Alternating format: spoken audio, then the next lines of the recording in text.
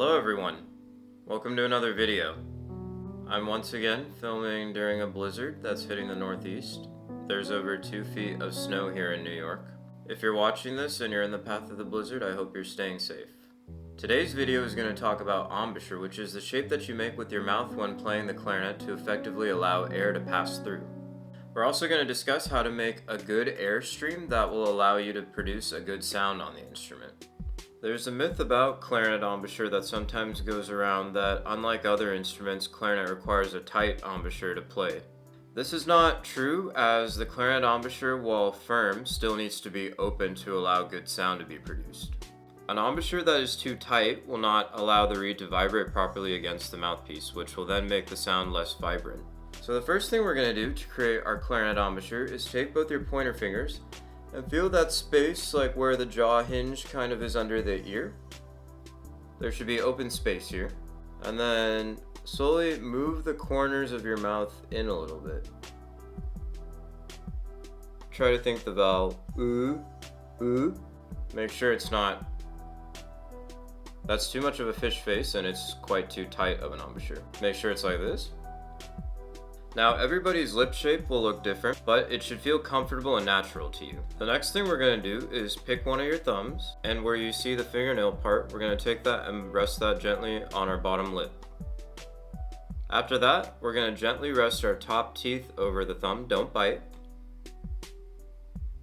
And then from here we're going to make that shape that we talked about. So again, think Should feel very open. I'll now demonstrate this on the mouthpiece and barrel of the instrument. Before I demonstrate what the embouchure looks like around the mouthpiece, I first want to tell you how much mouthpiece to take in. So you may notice that the reed comes off the mouthpiece after a certain point. Where the reed kind of lines back up on the mouthpiece, that's how much I would recommend taking in to start. So the first thing we're going to do again is rest it on my bottom lip. And then rest your top teeth. And then make the shape. Ooh. And there you go, now you formed a clarinet embouchure. Before we make our first sound, I want to talk about the airstream needed to create a good sound on the clarinet. When blowing into the instrument, your tongue needs to be in a specific position. I like to say the back of the tongue should be touching the back molars. So the first thing we're going to do here is, again, feel the space, and then pick a pitch that's comfortable, like a low note or something. I go, and then gently slide up to a higher pitch.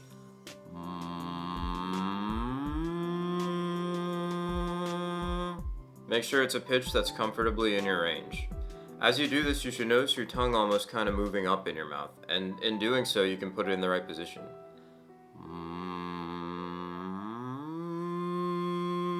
Another way to feel the position of the tongue where the back of it should be touching the back molars is say, yeah. So not yeah, but yeah. Another thing my professor likes to do is say exercise. When you say exercise, you should feel the tongue touching the back of the molars right there. When playing the clarinet, the tongue needs to be high up in the mouth to allow air to effectively pass through. Just to make sure, we're not using the tongue to separate notes yet. It's only to shape the air through the instrument. Now, for breathing in to create the airstream, you should almost feel yourself saying, hey, but like, and you really want to feel it in your lower back and your abdomen. Put one hand on your stomach and put one hand on your lower back and say, and again, as I'm breathing in, notice I'm getting my tongue into the right position. Now the next thing we're going to do is we're going to breathe in, then we're going to breathe out, and we're going to say, but you want to push your thumb and pointer finger together to feel the pressure. Alright, now feel your stomach and feel your lower back, and then we're going to breathe in and then breathe out for 4 counts. Alright, we're going to take 1 count to breathe in and then breathe out for 4. 1, 2, 3. Alright, now let's try it for 8 counts. And 1, 2, 3.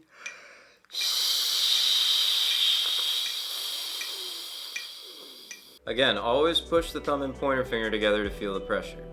Alright, now I'm going to demonstrate this on the mouthpiece and barrel. So first thing we're going to do is find that space. Now hum the pitch.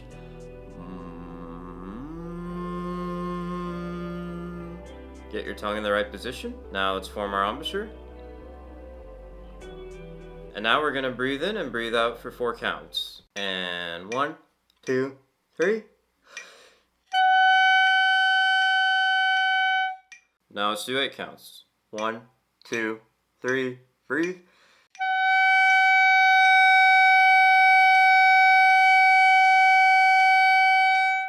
Notice how keeping my embouchure open is what allows the note to sustain. Alright, now I'm going to model this with the full instrument playing open G. Breathing out for 4 counts. 1, 2, 3.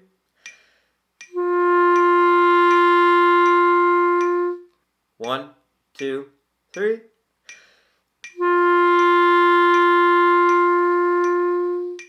Now I'm going to show some examples of how incorrect embouchure can affect the sound. So remember, this is what we want to sound like. This is what happens when we squeeze.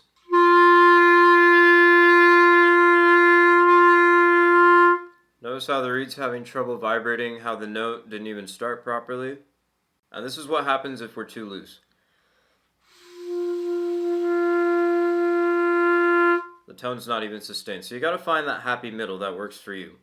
Alright everyone, thanks for watching. I hope that was helpful. If you liked this video, please give a like and subscribe. And as always, if there is any topic you would like me to cover in a future video, please drop a comment below. Thank you, have a good day.